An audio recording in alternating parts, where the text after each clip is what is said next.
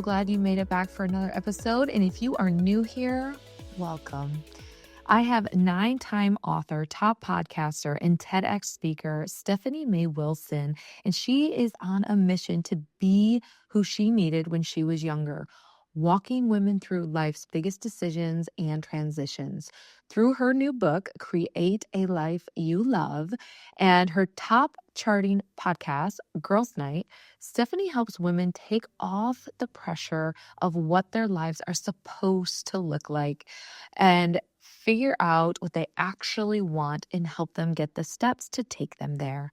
When she's not writing, speaking, or recording a podcast episode, you can find Stephanie laughing with her husband Carl and their twins, eating pizza with her girlfriends, and hanging out in Spain. Here we go, you guys. Miss Stephanie May Wilson. Let's do it. All right, Stephanie May, thank you for joining me on the Happy Whole You podcast. I'm so happy to be here. Thank you so much for having me.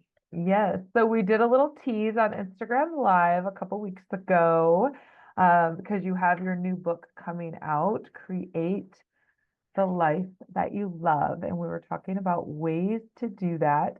Before we jump in, this exciting new book you have, can you share with everyone just a little bit about yourself? Yeah.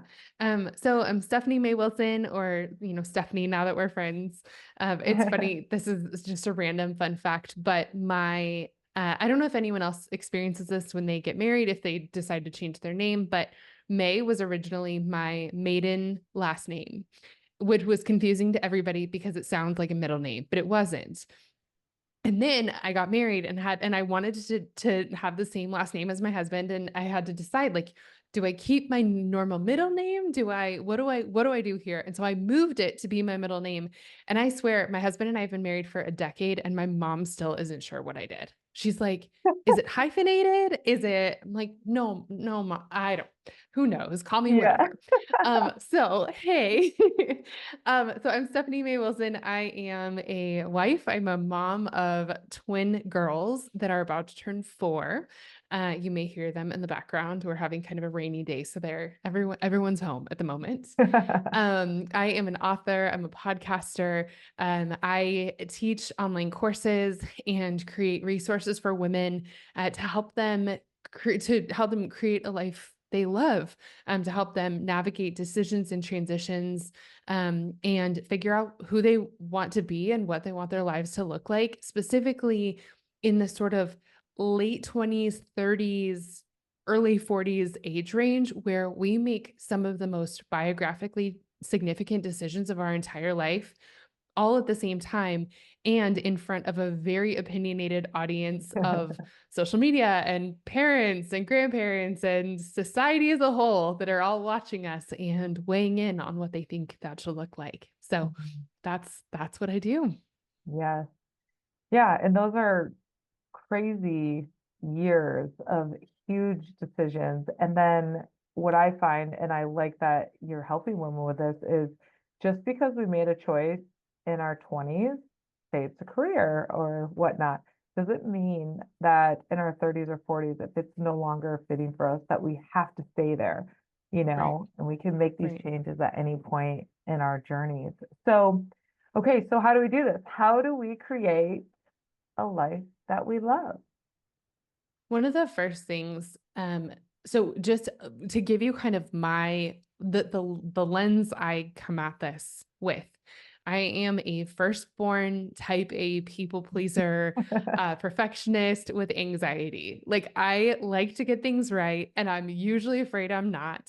And I spent years of my life looking to my right and left and going, like, what is this supposed to look like? And it's not that I didn't always have this one exact formula I thought I was supposed to follow. I think a lot of people have that. A lot of times it comes from, what we saw our moms do. Mhm. If our moms got married at 23 and we're 33 and have never been on a date before, we feel like we have fallen off the map of what life is supposed to look like.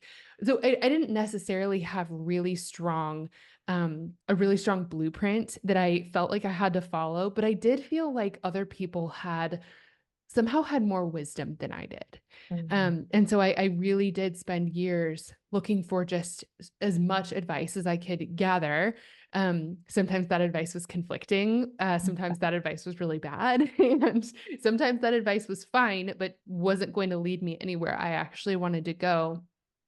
And it really took me years to start hearing my own voice and trusting my own voice, and being able to make decisions for myself. And Mhm. so that's what this book is about.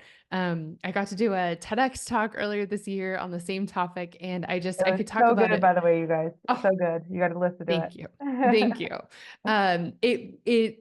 I could talk about this forever because this is just, it's really hard.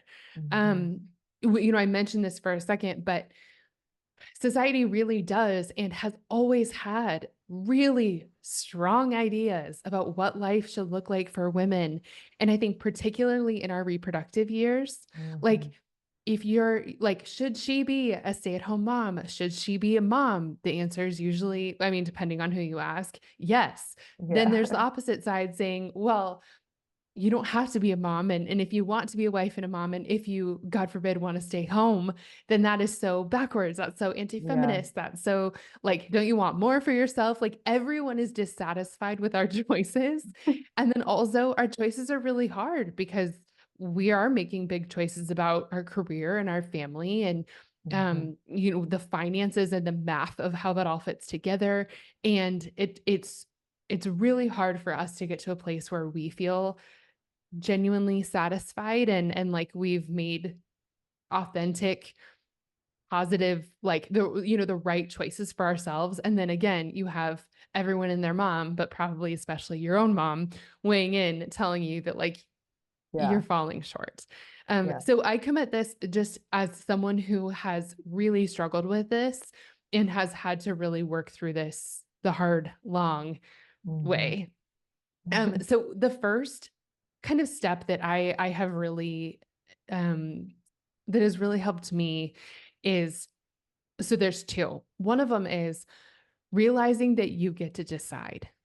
I had a friend tell me that when I was deep in the throes of trying to figure out if my husband was my husband.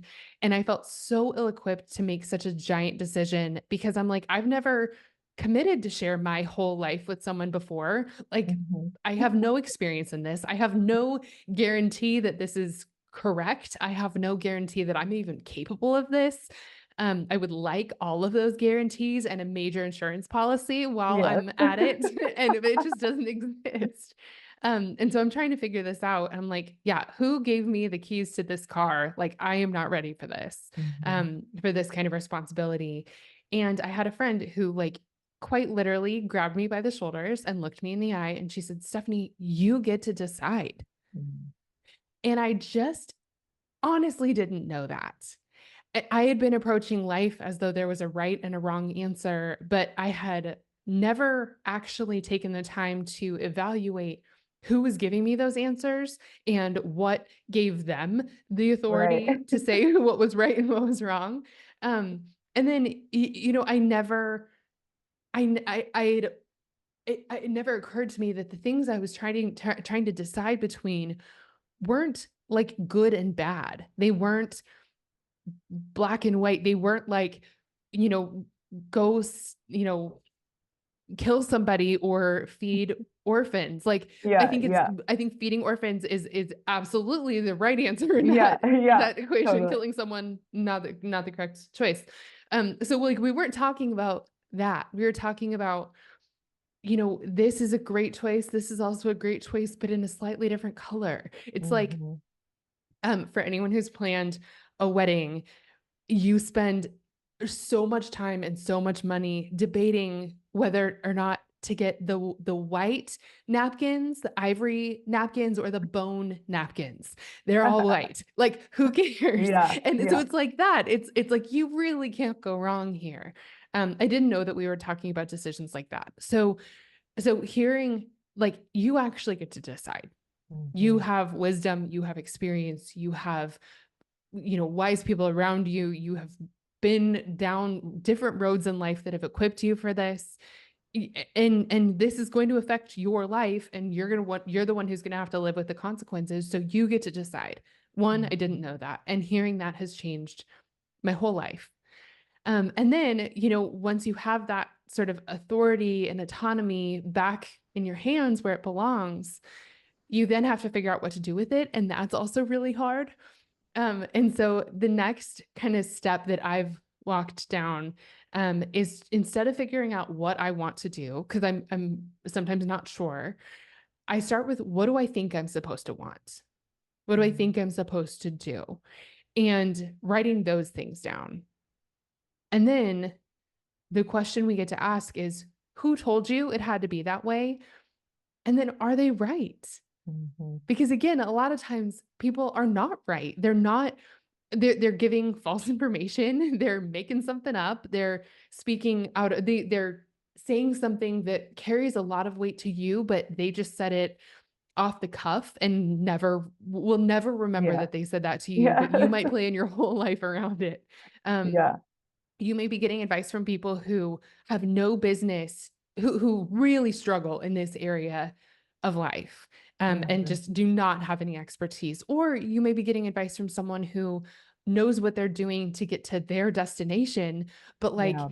if you're going to Los Angeles, you don't want to take directions from someone who's never been to Los Angeles. They've only driven to Miami. Like, their Yeah. directions are Yeah. not going to get you in the direction you want to go. Yes. Um, and so those are some places that I've really started. One, trying to wrap my mind around the idea and the truth that we get to decide. You get to decide. This is you are living this life. You are the captain. You are the boss.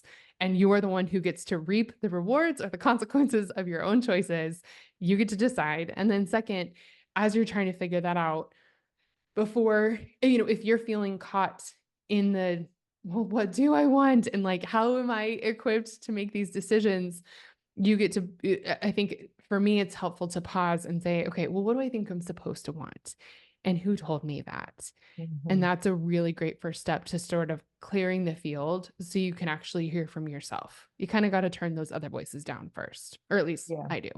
Yeah. No, that's such great advice because I think we do put a lot of, I don't know, credit in others, thinking they know better than we do. It's an interesting thing how sometimes we don't trust ourselves and our own intuition. And also, what I find is decisions that we make when they come from us, even if they don't work out as well, it lands differently in the body versus making a decision based on what someone else did. That can actually start to collapse that relationship. And it feels very different. Like I know if I totally screwed up on something that was, it's totally on me. And I'm like, okay, I just own it, deal with it, and we're gonna fix it. Everything's gonna be fine. But previously when something like that happened and I listened to somebody else, it was different because I was like, gosh, like not my fault. And that either way, it was still my decision. But it's easier to move forward, I find in my life, when it's the decision that I made from my own gut instinct. And when it comes from someone else, it's like, it doesn't, for some reason, it's harder for me to move past it. Not that I'm sitting there blaming that person, but I'm really blaming myself. Like, why did you listen to that and not trust yourself? So Yeah. it's, yeah, having your own back first. Yeah. Well, and like taking the time to listen to yourself. Mhm. Um, this is so, like I said, I have 2 3-year-olds who are about to turn 4. And one of the conversations we have around our house all the time is like, are you hungry? If so, what do you want to eat? Okay, I made you the thing that you want to eat, or I made you something. You're not going to eat it. Okay, like, hey, it's time to eat. We talk about eating a lot around here, Yeah. and no one does no one does any eating. But one of the things that I've taught my daughters to do is I'm like, okay, are you hungry? And they go, no. I'm like, can you pause? Can you ask your tummy? And so they'll look down and they go, tummy, are you hungry? And then sometimes they'll like get tummy has a voice and they'll be like, no, I'm not hungry. It's like the cutest thing ever. But that's something that I kind of do with myself. I have to stop and pause and like kind of like look like, okay, what do you need? What do you want? What's happening in there? And Yeah. I don't know, something about just that like this physical pause and like look into my own insides Mhm. just reminds me that like to just give yourself a second to answer. Does Yeah. that make any sense?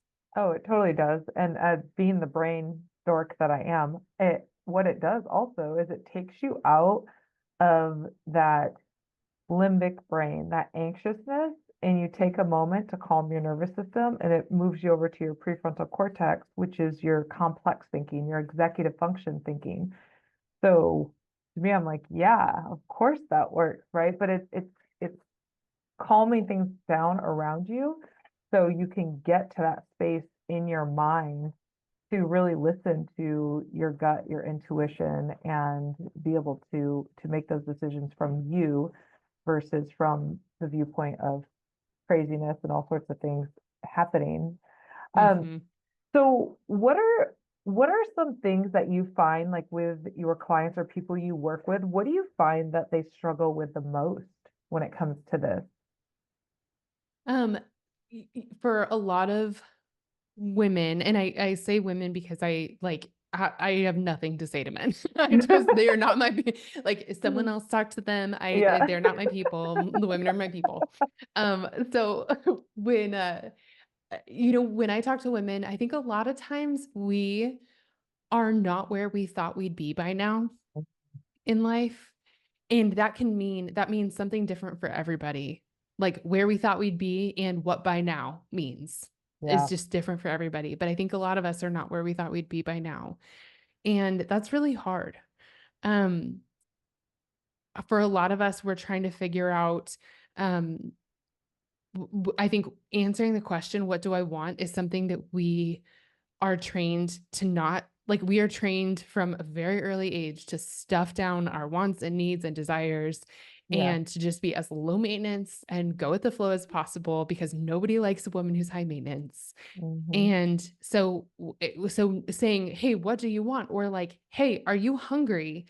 A lot of times we don't know. So that's something that I see so many women struggling with. Like, I have no idea what's going on my insides. I have no idea what I want. I have no idea what I need. And so trying to figure that out like really takes time and giving yourself the permission and not seeing it as a weakness to ask those questions and to be tuned into what you want and need. Like that's not a weakness, that's a strength. But that's something that's hard for a lot of us to like that's a mental shift that's hard for a lot of us. Mm. Um, Another thing that is really tricky, I mentioned this briefly, but we only, even with social media has like helped in a way, but also made it way harder. It's like we swung all the way to the other side. For most of us, we don't have that many examples of how to live life. We have the women who have gone before us, and usually Mhm. that's like a couple, and usually it's kind of our mom, and Mhm. she's the template that we follow of when you're kind of supposed to do things. I was at my cousin's wedding. It was the first family wedding I'd ever been to. And I was 18, and I remember watching him and his new bride just swirl around the dance floor and they were 26. And I remember thinking, okay, so I'll get married when I'm 26. I am 18 years old. I know nothing. My life is very different from theirs. I have no idea what their relationship is like. I am single as can be. I have no idea what is going to happen in the next 4 years of college, let alone who I'm going to meet or who I'm going to date or where I'm going to be at 26. Absolutely no clue. But like I took this very small snippet, this very small example from someone in my life and like put it Made it like your own. yeah, I made it my own. I made it as part of my template. And so I think a lot of us are working with templates, period, and then templates that may not work for us or may not fit us. And instead of similarly to like when your pants don't fit, we think that there's something wrong with us, not the template. Same as like, there's something wrong with my body. I can't fit in these jeans. Well, like, what if there's something wrong with the jeans that they don't fit Yeah. your Yeah. body? Yeah. So we often don't fit in the only templates we've ever had.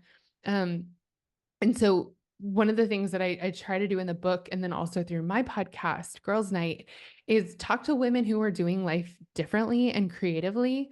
Because I think the more examples we can have of like, this person had a baby at 20, this person had a baby at 23, 26, 28, 30, 42, like, 45, whatever. Like there are a whole bunch of different ways to do all of these different pieces of life. And I think Mhm. when we can see people living in different ways, it expands it helps us be more creative. It's like taking a multiple choice test. It's adding another couple answers to the Yeah, bottom that you don't have to choose, but you can. And seeing a little bit more variation helps you see that different choices are available. yeah. And then I think the last one, and this one just really hits for me right now with two little kids as a working mom, is I think for a lot of us, we're trying to do math that isn't mathing. We're Yeah. trying to play Tetris and figure out all these different pieces of our life and if they fit together and how they fit together. And we're wondering if one of our dreams is going to cost us another one in a whole Mhm. bunch of different ways. It's just Yeah, really hard to fit in all the things that we want to be all at once. yeah, And sometimes we can, make changes or set things or like uh save things for later, but then there are some parts of our life where we kind of got to do them when we got to do them. And yeah, um so that's another thing that I think a lot of us are trying to figure out. yeah. Yeah, I think it's like that human instinct wanting to fit in and search for validation. So, you talk to someone who had their children when they're in their 20s, like, oh no, you have to have your kids when you're young. You just have to. And then you talk to somebody who's like older, it's like, no, like you need to have them when you're older because blah blah blah. And and then like you have them whatever you have them, and then you can find yourself saying the same thing. Well, it's great to have them at this age because blah blah blah, right? Like we're always constantly, I think, trying to get that validation and say, okay, you're doing life okay, when really we just have to be okay within the inside and really just do life however we want. But I love that you do that with your podcast because it's more of the voices of different people and how they're doing things differently because there's not one template for all of us. We all get to make up our own template in life and it can look however the heck we want it to look. Yeah. Yeah, it really can. It really can. Oh, so good. Okay. So tell us, where can people get your book? And you have other books too. Like where can they connect with you and all that good stuff? Yeah. So you can find Create a Life You Love anywhere books are sold. It's on Audible, it's like truly every major retailer. You can find it. Most of my books, or I mean, all of my resources are connected on my website. It's stephaniemaywilson.com. And that is just where everything is. I'm also on social media. Usually my handle is S May Wilson. But it's all there. And my podcast is called Girls Night with Stephanie May Wilson, and it's anywhere you hear podcasts. And I love this show because one of the superpowers for me, or I would say my superpower and my lifeline throughout this whole season of trying to figure out so many parts of my life all at the same time has been my girlfriends and has Mm. been time with really safe, wise friends where we're essentially like pooling our collective wisdom and trying to figure out these different problems that each of us are facing. I'm just so much better because of nights like that. And so that's what Yeah, the show is. It's um getting to draw from our collective wisdom as women and solve the problems that are keeping us up at night. So yeah. that's where I am. Mm. I was gonna say something came up for me before we go, but I was thinking, probably oftentimes the problems that come up for us are coming up because we're using someone else's template, using your language. Yeah. Like Yeah. I find that when I'm out of alignment, when I feel stuck or I'm having a challenge, it is because I'm looking outside myself to figure the thing out when really I just need to like get quiet, go within and say, okay, what is it that I need in this moment? What is it that I need for my children in this moment? What is it I need for my marriage in this moment? And when I get in that space, like things kind of like calm, and then I feel like I can move through that thickness of whatever I'm going through. But I love that you use the word template. That's like gonna stay with me be, Ah, because that's just powerful for my brain because I mm, can see it, and I can see in my life where I have different templates. I'm like, wait a minute, no, that's not the template for me. But mhm. yeah, so I You love can that. spend your whole life trying to measure up and like fit yourself into someone else's template. And then you get to the Yeah, end of your life and you go, well, I didn't want, yeah, why did I do that? That's not what yeah, I wanted for that. Looks yeah, nothing like me. totally. And I think it comes back to also like that comparison game, right? It's like when we're comparing where we're at with someone else, or we're thinking, like you said, like, I'm not where I thought I would be, when really we're exactly where we need to be in this moment. And when we can get okay with that, I think it opens up a lot for us to move forward in our lives, Yeah, for sure. I love that. So, all right, Stephanie. Well, thank you so much for joining me on the podcast. And for those of you that want a little bit more, you can go back to Instagram. We did a live there. We had a lot of other really great nuggets that Stephanie shared. So definitely check that out as well. And yeah, remember to subscribe, like, and leave us comments. We'd love to hear from you. Thank you for joining me, Stephanie. Thanks for having me.